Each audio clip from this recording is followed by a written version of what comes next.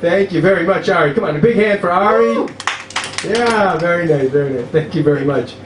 Yeah, actually, well, I'm going to pay Ari some tribute. I'm going to start out the same way he did with the last week's last news. The ex-soldier's name was Eden of Argil, okay? And she had, you know, like, he explained the story pretty well. There were these bound Palestinians. She put it up on her Facebook. Okay, but it did have some significance, right? I mean, the Facebook people, they decided to put up a new icon, right? Two bound hands together, you know, so you can do that. You know, that was really something significant. Okay, you know, and you know, the military police thought that they would make an attempt at prosecuting her, right? But they couldn't find anybody who saw these crimes. Okay, you know, and Chaim Perlman, you know, he is the alleged Jewish terrorist, right? They thought he felt that the Shabbat was going to increase the charges against him because he registered a like for her actions, you know. And of course her parents said, well, you know, I don't know what you're getting so excited about. Ever since she was a child, she wanted to play blind man's bluff. You know, I mean, this is what happens in this kind of a thing. And of course, she says, you know, she acted just like the chief of staff, Gabi Ashkenazi. Here was this incriminating document.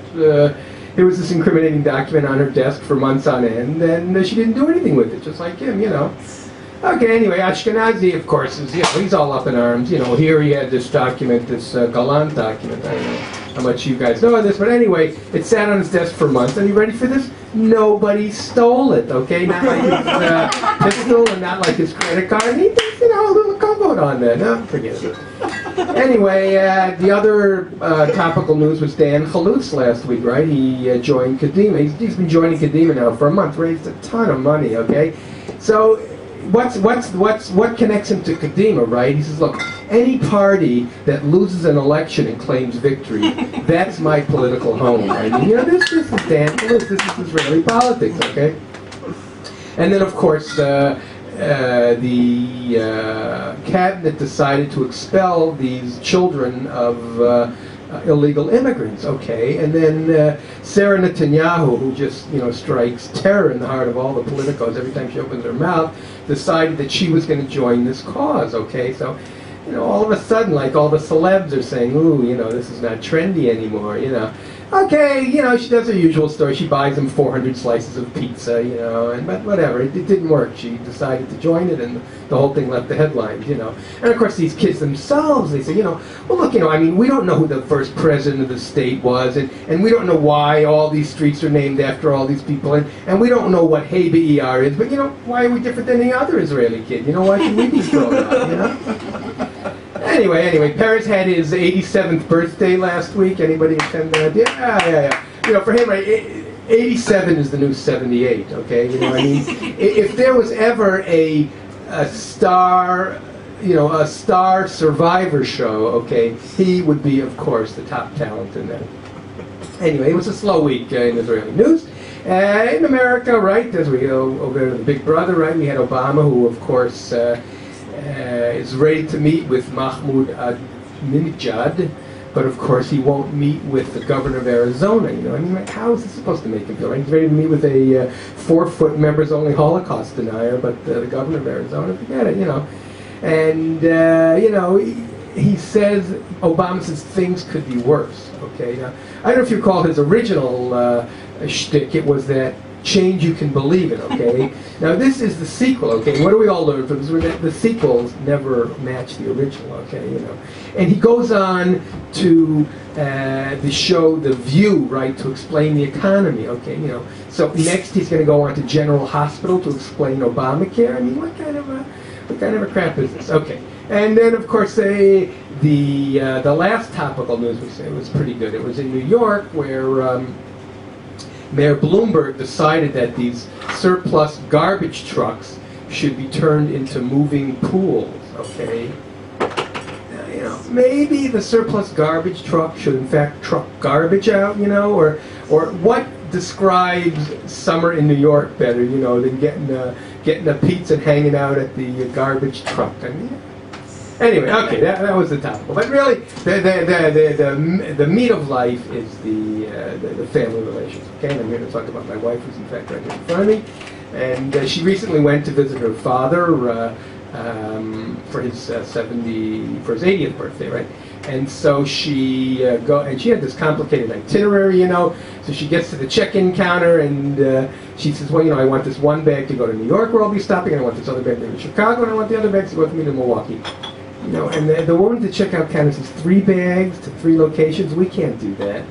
So of course she says, well, the last time I traveled you did. You know, whenever you want something, it doesn't happen, you know. And I don't know how many, I suppose some of you guys have traveled recently, you know. You go through this x-ray, okay, you know, and you know, and there you are, and you're all over, you know, they see right through you, okay, you know.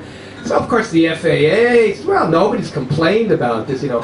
I don't know if you've ever complained to the FAA, to the baggage people or to the security people, but you know, they whip you through this full-scale colonoscopy. You know, nobody is going to complain to the FAA. That's not much of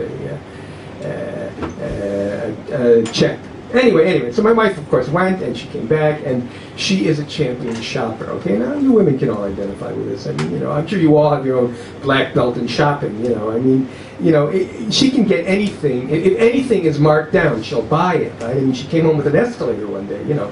You know, I mean, when we walk, whenever we go anywhere, we hold hands, right? Because otherwise she'd be shopping, you know. I mean, it's just crazy. She was away for 1 week, okay, and 3 stores in Rehovot closed down. I don't know if you know what the seriousness of this is. You know, whatever. I mean, I take her everywhere, but of course she always finds her way back. You know, she goes to the beauty shop, right? Okay, she goes for 2 hours, okay, and this is just for an estimate, okay. You know, this is really serious, okay. You know. You know, she only learned to drive relatively recently, right? So I bought her this car, a Mafia car, right, with a hood under the hood, right? So within a couple weeks of her learning to drive, right? So first she learned to drive, and a couple weeks later she learned to aim, you know. So then finally I come home one day, and you won't believe it, but there is the family car in the living room. So I said, well, you know, how did you get this in the living room? And she said, it wasn't hard. I turned left to the kitchen, you know. That's the start my wife in the driving. Okay, anyway. But we have a recipe for a long-lasting marriage. You know, a quiet dinner, a little bit of wine, twice a week. You know, I go out on Tuesday and Thursday. She goes out on Wednesday and Friday. But whatever, it's lasted pretty well. You know, and we recently went back to our honeymoon hotel. Okay, you know, of course I spent the whole night in the bathroom crying, but otherwise it was I thought it was a pleasant experience. But of course she sees the waterbed and she says, "Oh no, the Dead Sea." You know, that was sort of a whatever. It's a joyous relationship. You know, one morning she was looking in the mirror, right, and she says, "Oh no, look at this! I got lines under my eyes, and all my skin is sagging. You know, and my veins are popping out. You know, saying something good about all this." So you know, I give her the once over, and I said, "Well, at least your eyesight's not failing. You know, whatever." But you know, we had 20 happy years, and then of course we met each other. But it wasn't. It's been a good time. You know, we recently had our 27th anniversary. Anyway, so I asked her what would you like for our anniversary? You know, would you like, I don't know, a new living room set? I mean, no way. You know, I said, well, a house in the country vacation, a trip to Europe, house. No. So finally I said to her, well, what do you want? So she said to me, well, I want a divorce. Whoa! I said, I'm not ready to spend that much. You know? It was that kind of a thing. So but actually, you know, I said to her, well, where would you like to go for anniversary? And she says, well, I don't know, how about someplace we've never been? I said, well, how about the kitchen? You know, whatever. She didn't like me. But, you know, she doesn't think so badly of me. You know, she says, well, you're not totally useless. You know, you can always be used as an example of something that's totally useless. You know? This is kind of our relationship. Thank you very much. Pinchas Levinson. You'll find me all over the web, The Daily Slug, where I'm actually quite funny. Thank you, Artie.